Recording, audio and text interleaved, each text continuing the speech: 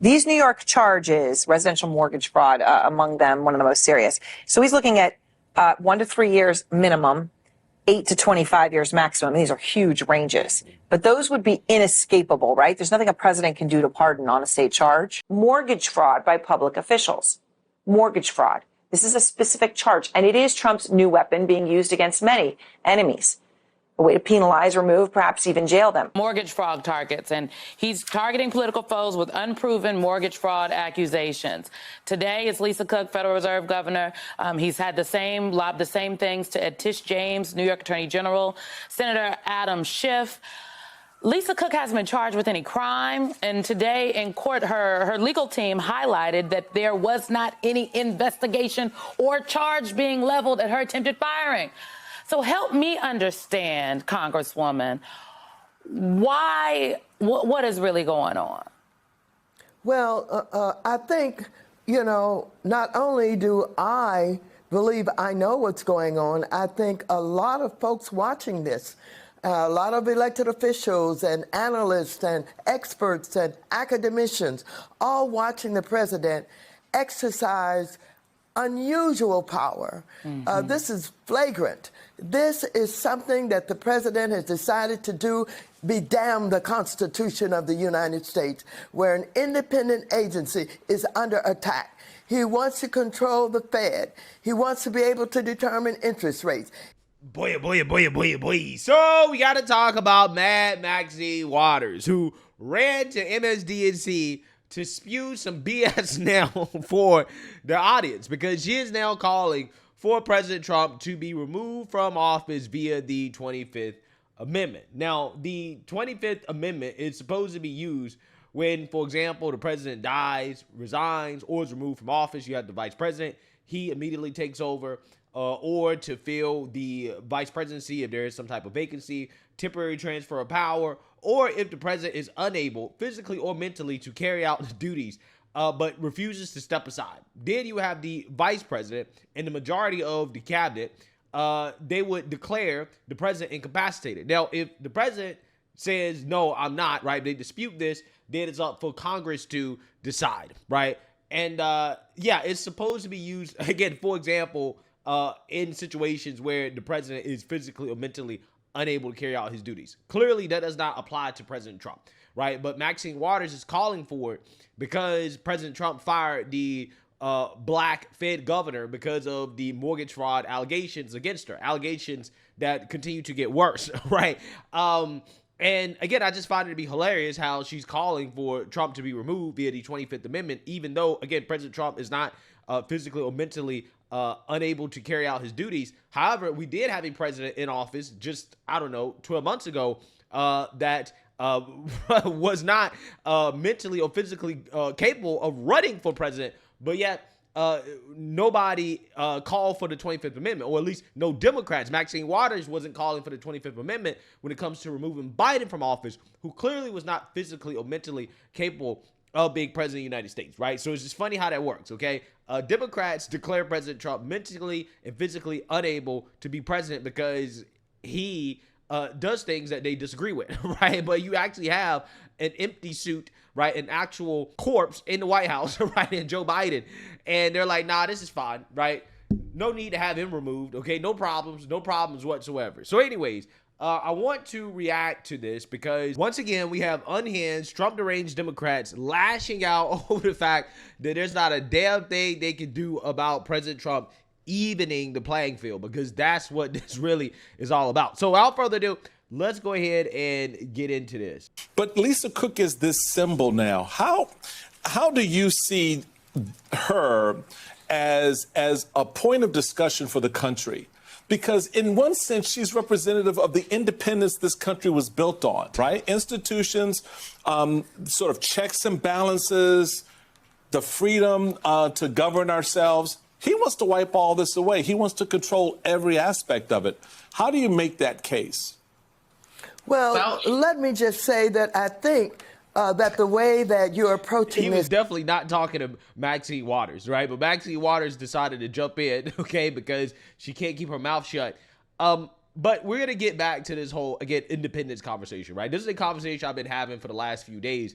Again, these people are pretending like the Fed and all of these institutions that have these political appointees, right? They're appointed by the president. They're pretending as if they're independent when they're not, right? And that's the problem here with the argument that the mainstream liberal media is making. They are pretending that we have a system that we don't have, right? And that's essentially the issue, but they're doing it on purpose. It's a sleight of hand because ultimately they don't want you to realize that the system has already been politicized just in favor of Democrats. And they don't like the fact that President Trump is evening the playing field because the liberal deep state, okay, is the last line of defense against President Trump, right? And President Trump is essentially tearing down that last line of defense, and that is what's freaking him out.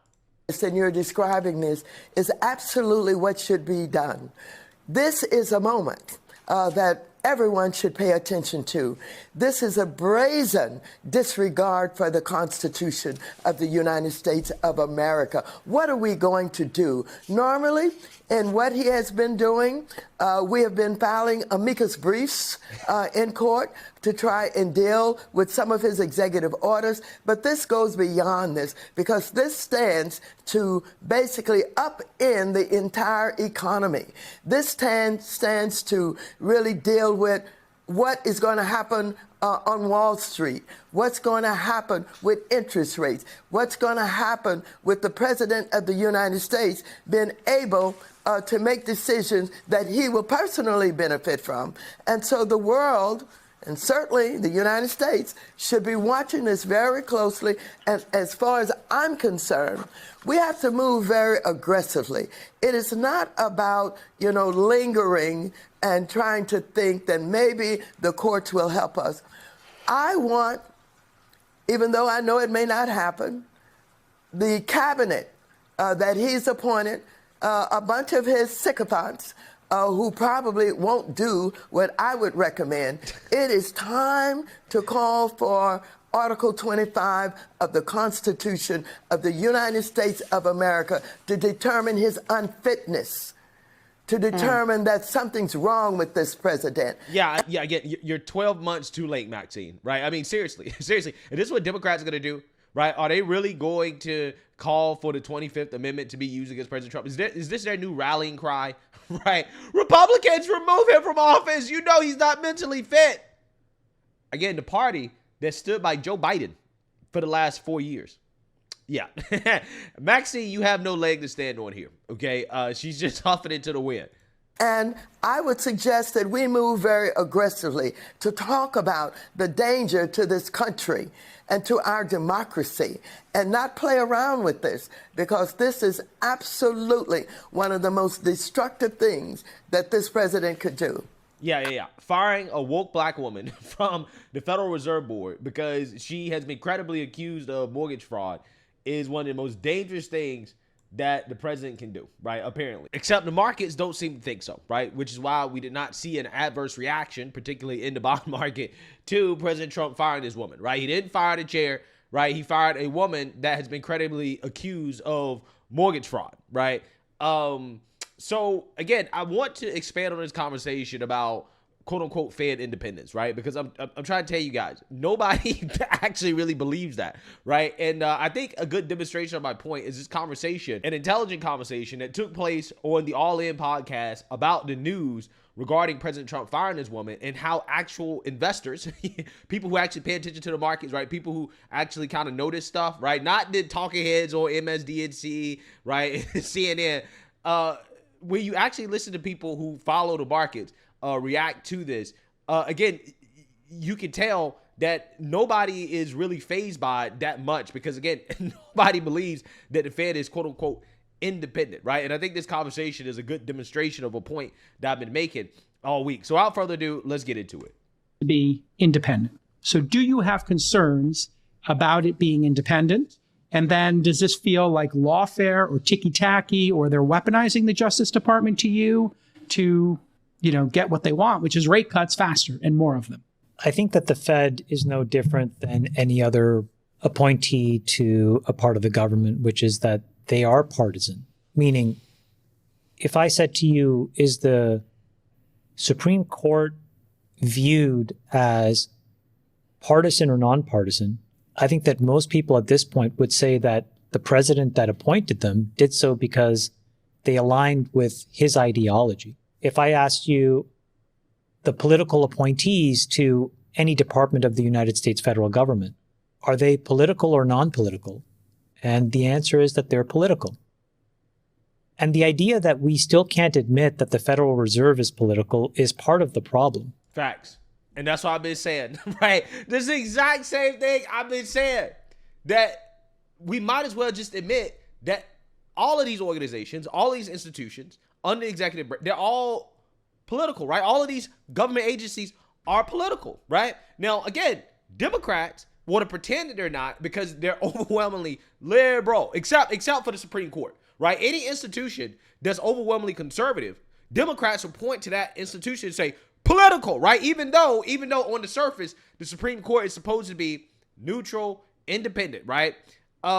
Everybody knows that's not the case, okay? And we kind of accept that, right? We kind of accept that because ultimately we know that judges have certain ideologies that align more or less with either political party, right? So again, if we can accept this from the Supreme Court, right, which we do. Now, again, Democrats want to pack the court, okay? So I guess you can say maybe they don't accept it, but it's not like they want to pack the court to make it even, right? No, they want to pack the court with more liberal justices, right? That's what they want to do. They want to put more liberal justices on the court, right? They want to pack the court in their favor and then say, oh, well, there's fair, right? So I'm just saying, yeah, nobody actually believes that when a president, Democrat or Republican, appoints somebody in a position of power, that they're doing so because they want that individual to make decisions that they disagree with, right? Or to carry out an agenda that they disagree with, right? That's just not how it works. And again, you would be naive to believe that's how it works. That's not how it works, right? Now, again, in an ideal world, you don't want politics to influence things like, for example, public health, okay, when you talk about Federal Reserve policy, whatever. But the reality is that that's what's happening, right? And to pretend like it's not happening is a part of the problem, okay? Because we don't live in the ideal world. That's just not the world that we're living in right now. And I think it's important for people to acknowledge that. The reality is that the people that appointed these governors did so because the people that were appointed were aligned with their philosophy. And so we should stop pretending that they're independent, because they're not.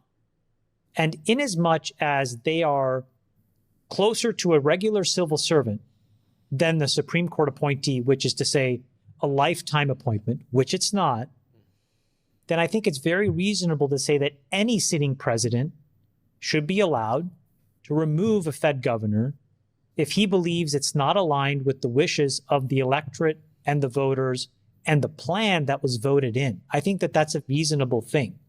It's true for the rest of government. It should be true here. That's the narrow issue. But the bigger issue, I think, is asking from first principles, what does the Fed actually do in 2025?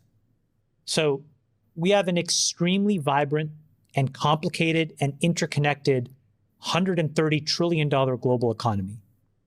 It's moving at the speed of light. The Fed gets together once a month, tries to divine what monetary policy, what the money supply should look like, based on data that is often incorrect. We see that in the BLS data. We see that in the GDP prints. We see it in all of the inputs. And so we've turned over responsibility to a handful of humans using bad inputs. So I think the real question is, there are certain parts of what the Fed does that they can continue to do, and I think everybody would probably say it's an okay thing. So just to be very specific here so I get this right, could they be a lender of last resort? Personally, in my opinion, no. I think that Treasury does a better job. I think we saw Treasury do that during GFC. And I think that Treasury has a better mechanism to get the American taxpayer a win than the Fed does. Do they actually create monetary policy and price stability? I would say that the capital markets and the free markets actually do a better job of that.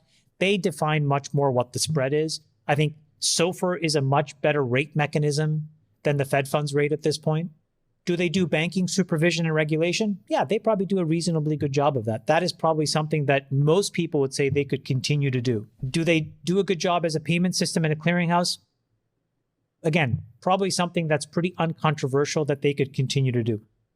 So I guess my point is, Jason, the bigger picture is the two things that are the most dynamic, they are the worst at doing. And so I would actually question whether that responsibility should sit with a handful of humans looking at faulty month-old data. So for example, today, the Commerce Department did something that was pretty exceptional. They said, we're going to start publishing data to the blockchain. All the GDP data is now going into a blockchain. So can you imagine what this starts? I think, and we've talked about this before, I think employment data from all these employment companies and payroll companies should get published this way. GDP data can get published this way. All kinds of economic measures scrubbed for anonymity should get published so that you can have pricing oracles that actually tell you what's happening in real time. And the markets will then react and set rates in real time. Those are the two most sensitive things that I think the Fed does that creates controversy that they shouldn't be doing anymore. Yeah. Okay. And the one thing that he did say that the Fed is probably decent at, again, is regulating the banks, right? And if that's the case, that you can't have a regulator who's cheating the system, right? Which is the allegations against Lisa Cook, right? Now, again, the Trump administration, they've done their own investigation. Now, whether or not, again, there is a criminal investigation into this and whether or not she faces charges, that's a whole different thing. But there's a difference between an investigation that your employer does versus an investigation that is done by the Justice Department, right? Those are two different things, okay? And ultimately, at the end of the day, again, you have an institution that is supposed to regulate banks, is supposed to regulate commerce, and you have a woman who is, again, allegedly cheating that system, right? But again, the whole point, again, of me playing that clip was to demonstrate to you guys that nobody really believes that the Fed is independent. Everybody knows that these are political actors, right? And they're acting based off politics, not necessarily based off the numbers and the data. And when you look at them act based off the quote unquote data, right? The data in and of itself is not even accurate, right? Like, I mean, we already talked about the whole jobs report thing, right? How they have to keep doing these big revisions. You talk about the jobs report being 90% off, right? And they're making decisions based off bad data, right? And then also on top of that, again, you got corrupt people. Yeah, I mean, again, when people talk about confidence in the Fed, I'm not sure there's as much confidence to begin with, right? Outside of regulating, yeah, I don't think many people are confident in the Fed when it comes to much else, okay? And again, these decisions, again, arguably, are being made based off political reasons. And here's a good example of what probably was a decision made based off of politics. To kind of push back on this shibboleth that the Fed is strictly apolitical. All the Fed governors are politically savvy and connected people, and they understand the politics of this. And the best example is Powell himself. So let's just go back through the history. So in the summer of 2021, we got that 5% shock inflation print. And it was Powell who played along with Biden and Yellen that this was transitory. And that transitory narrative they used to basically avoid any interest rate cuts or any change of policy for 6 months. Now, what was the importance of that timing? Well, Powell was renominated for a second term by Biden on November 22nd, 2021. So in other words, he went along with this whole transitory narrative to get renominated by Biden. And then a week later, on November 30th, he said it was time to retire the word transitory. And he then essentially announced that there'd be a policy shift, and then they didn't raise interest rates for another several months. And it was a historic tightening cycle, meaning the shock to the economy was incredible because the rate and the velocity of which he raised rates was unprecedented. So the real question is, had he been truthful going into a nomination process and done it much sooner, would the economy have been better off? And the answer is probably. Yeah. Facts. And again, I've been saying the exact same thing, that when you look at the decisions by the Fed, when it comes to increasing and decreasing interest rates during the Biden administration, it didn't really match the data, right? All of them came out here and told us that inflation was transitory, even though inflation was increasing exponentially, right? It's transitory, right? It just so happens that the Fed chair is going along with the Biden administration, and they were wrong on that, by the way. They were wrong, but the Fed chair went along with it. Well, why is that? Well, because at the time, it was up for Biden to re-nominate the guy. In order to be re-nominated, you better come out here and say that inflation is transitory. You better keep them interest rates low, right? Again, you're a fool if you do not believe there's not political pressure behind closed doors on the Fed, regardless of the administration, Democrat or Republican, to do what the administration wants. Again, you would be a fool to believe that's not happening, right? Clearly that's happening. Because, again, if Powell was going based off the data at the time, he would have raised interest rates sooner and he would have raised them higher. And that probably means we would be in a much better situation today. I think that the inflation that we're currently seeing today, even though the mainstream liberal media is blaming it on the tariffs, right? Even though, again, there's no evidence that we're seeing mass inflation because of the tariffs. But this is what they say. It's actually a residual of the fact that rates were not raised soon enough or high enough when inflation really started to surge during the pandemic. In my opinion, I think we're still experiencing the residuals of that, okay? So, yes, this matters. Yes, the decisions are political, and they do affect the economy. Now, again, were Democrats kicking, screaming, and crying about a political Fed back then when Jerome Powell was making political decisions? No, right?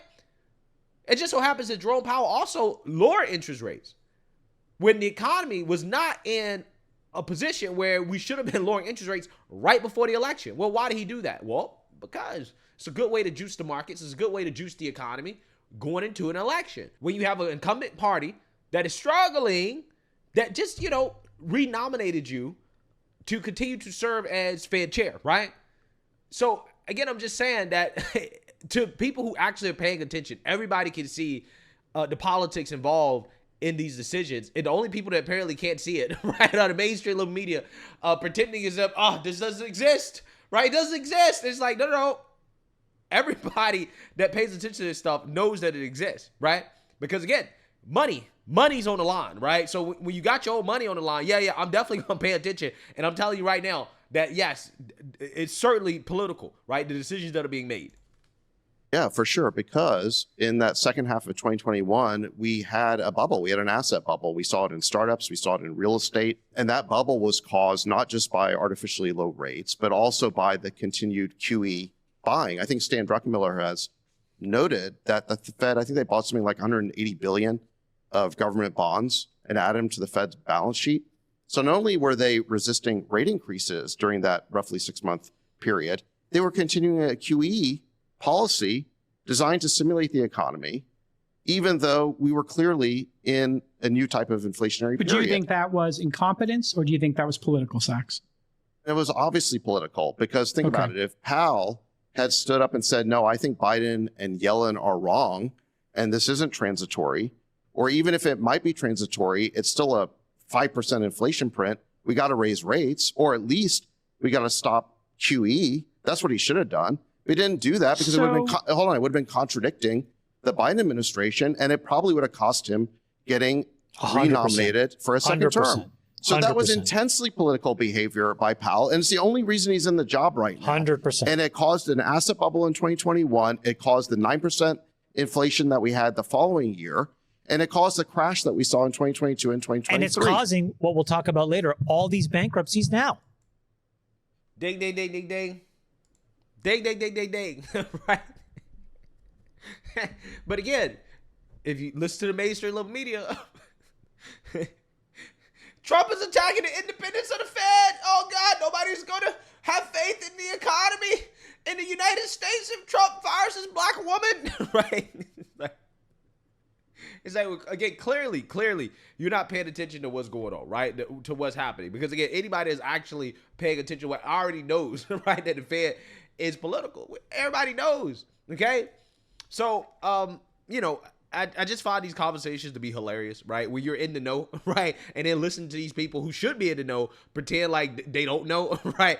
It's just funny. It shows you how deceitful they are, right? That they will lie to your face. They will gaslight you for money, right? To push a political agenda, they will pretend as if we live in a world that we don't actually live in, okay? Because they're upset that President Trump is evening the playing field. That's what they're mad about. Getting rid of all of these liberal bureaucrats, these liberal political appointees, evens the playing field against Democrats. And that is what the liberal media and Democrats can't stand the most. They cannot stand being on an even playing field with Republicans. So let me know what you guys think. Make sure you like, comment, and subscribe. Most importantly, share a Black conservative perspective. Peace.